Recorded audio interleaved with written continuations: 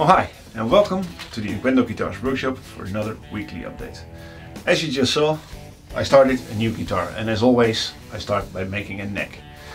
With the guitar for Thijs, the guitar I was working on in previous updates, being at the paint shop at the moment for the high gloss finish, I thought what better way to spend the extra time by making a new guitar. So that's what I did, and that's what I'll be doing the coming weeks.